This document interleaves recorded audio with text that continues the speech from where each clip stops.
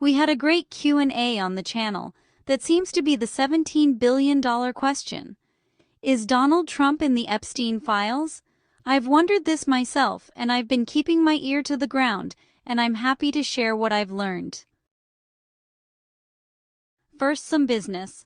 I want to thank our newest friends of the cause, Douglas Mancha, for his generous membership, and Loyal One Still for his purchase of all the great Grim Reaper merch.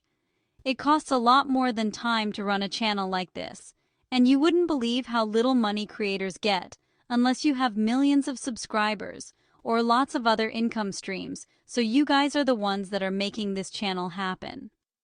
I was born to play this minor supporting role in the shift, and I am your servant. I will do my best to serve you for the greater good of the collective, and if I ever have to leave you, it's because I refuse to lie to you. Will I make mistakes? Yes, I am human, but my own evolution relies on my service in this capacity, and my heart is pure. I hope you understand that, and I am so grateful to each and every one of you. Okay, so Water Airland Exter asked the following question. Hey, ex-pharmacist, is Trump in the Epstein files? A lot of people think he is. Really great question, and I can only give you analysis. It depends on one's definition of exactly what the Epstein files are. Here's my understanding. Trump was definitely in Epstein's phone book, as was about everybody that ever became a target of Epstein, from slaves to powerful money movers. But being in his phone book doesn't mean that someone participated in the wrongdoing. I'll put a link to Trump's listing in the Black Book in the description of this video. They took down the other source that was a beautiful interface, but I found another searchable database of the Black Book with links to images, so have fun. It's been said that Trump testified against Epstein the first time he was busted. I think that was more of a statement because Epstein entered into a plea agreement, so there was no trial. It's also widely confirmed that Trump banned Epstein from Mar-a-Lago because Trump said that Epstein solicited girls that worked at Trump's spa and behaved inappropriately towards a club member's teenage daughter. To understand why he would even know Jeffrey Epstein, you have to know Palm Beach. Epstein's home was just a mile down the main drag from Mar-a-Lago.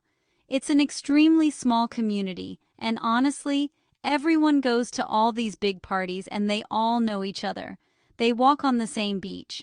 What we know is that James Comey was FBI director in D.C. and his daughter was a lead U.S. attorney in the Southern District of New York, where all of these special cases go to be scrubbed. Here's my thoughts. I think Trump was romanced by the deep state because of his wealth and power. Money aligns with more money, and power grows stronger. They don't want us in their club. There may have been transgressions with Trump, but I can't say that I found any credible evidence yet. You will remember that phrase that Kash Patel said over and over to the Senate Judiciary Committee. He said, "There is no credible information linking Jeffrey Epstein's trafficking activities to anyone beyond himself." If there was such evidence, I would bring the case yesterday. It's very important to listen to the wording. It has been carefully crafted, and I know this because that's what would happen when we had to make a press release for the state. So we know there's no credible evidence, but he didn't say there was no evidence. What that means to me is that there's loads of evidence, but it's all bogus, and was directed by none other than James Comey, who was just indicted. We have been told that in the end everything will be revealed, but right now, everything is an illusion. Personally, while I think Trump was a womanizer in his youth, I don't think he would ever knowingly stoop to harming a child. Trump had a very disciplined upbringing, no booze, no smoking, and he apparently had the self-esteem to stand up to peer pressure. He had an upbringing that taught him self-empowerment rather than a victim mentality. I understand that because I had a very supportive upbringing. My parents were immensely proud of me. From 5 years old up, they'd have a house full of people over, and they'd make me read the newspaper or play the piano for everyone. I was clearly the golden child, and I apologize to my sisters if that made them feel less. but it created a true sense that I could do anything that I wanted to, and it's never failed me. I believe that trait in Trump had a large part to do with his selection for this role. When most people commit these unspeakable crimes, they are boozed or drugged up. It usually takes a lot of booze or a lot of depravity, and I don't think he is victim to either of those. Having said that, it's always possible that he was drugged and set up, especially considering how badly they wanted to stop Trump. But that was after 2015, and he had already cut ties before that. So, yeah, it could still happen with decoys, but you can bet that Trump was under heavy protection since 2015, or even before. But honestly, I would be surprised if they didn't try to set him up. This is the deep state playbook. A guy shows up at a party and is chatting it up, maybe getting cozy with two young adult women. They drug the man and then replace those two girls with two minor sex slaves, and the videotaping begins. That's how they work. I don't believe it happened to Trump, and here's why. Trump famously banned Epstein from his home in 2007. He left The Apprentice in 2015, just before he announced his candidacy for the first time. Up until that point, he was really the darling of the elite because he held power. But after his announcement, we all saw how he was brutally and relentlessly targeted and trashed by every media station. Remember, we aren't talking about just one guy trying to set up Trump. We're talking about an international network with all the financial resources they could ever need. The elite clearly didn't want that particular outsider in politics because they couldn't control him, and as the left has said so many times, he will destroy the entire political system. What they never say is that the entire system is actually designed to make them rich at our expense. To understand just a little bit further, it's my understanding that Trump was asked to run by the alliance, and it's been recently revealed that the Galactic Federation was involved in his selection. Back in 2015, Dr. Steve Pieczenik reported that Trump was chosen by the White Hats, and that he wasn't their first choice, but the first choice declined, and he accepted.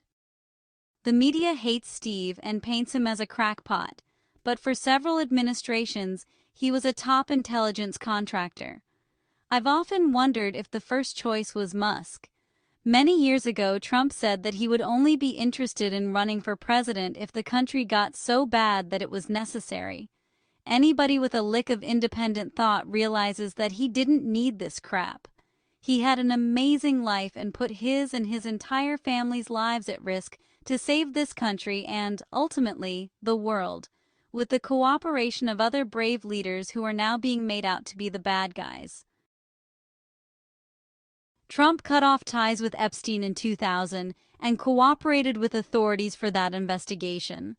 So, let's look at the timeline. James Comey became director of the FBI in 2013, installed by Barack Obama.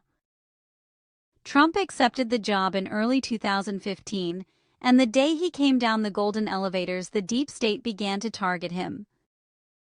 Maureen Comey was appointed to her father's old position at the U.S. Attorney's Office for the Southern District of New York in 2016.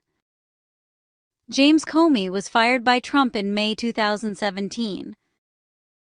Epstein's second bust was July 6, 2019. Maureen Comey was assigned to the Epstein case in July 2019 and had control over all the evidence. The Epstein case never made it to trial, and Epstein allegedly committed suicide a month later on August 12, 2019. 3 months later, the entire COVID-19 crime began consuming Trump's entire administration until he left office in January 2021. Maureen Comey had the Epstein case files for 5 years until Trump fired her in May 2025. Current officials have implied that there was manufactured and altered evidence to frame Trump, which certainly seems feasible considering how they tried everything under the sun to get him. Is he in the Epstein files? Probably, but if I had to guess, I believe it to be fabricated evidence unless they set him up before Trump kicked him out in 2007. My gut is that they didn't even have a setup on him. You can bet before he was chosen, the Earth Alliance had everything on Trump, and they felt he was clean enough to go the distance. So, I think he is in the files, but it's completely fabricated by Comey and his daughter. It would make sense why Comey is the first to go down, but I don't think he'll roll. He's very evil in my opinion. We'll see, but Commerce Secretary Howard Lutnick was Jeffrey Epstein's next-door neighbor in New York City, and when asked if other officials saw what Epstein was doing and ignored it, Lutnick's answer was, no, they participated. There is something critical that people must understand during the coming months. It's been going on since the beginning of politics. Please realize that we are at war. It's a war that is primarily occurring behind the scenes. As such, it's not yet feasible to tell us everything that's happening, so what is playing out on screens is a movie that has been carefully written to tell us what's going on without telescoping their moves to the enemy. The movie is also designed to slowly awaken the masses, and I found a clip that is apropos in every way. Think of Washington as what it is, the largest whorehouse in the world. When the war is over, the truth will be told. So for now, chill a little and remember that everybody in Washington is an actor in this scripted disclosure. Ooh, I love to dance a little sidestep. Now they see me, now they don't. I've come and gone. And ooh, I love to sweep around the white step. Cut a little swath and leave the people alone. Ooh, I love to dance a little sidestep. Now they see me, now they don't. I've come and gone. And ooh, I love to sweep around the white step. Cut a little swath and leave the people alone.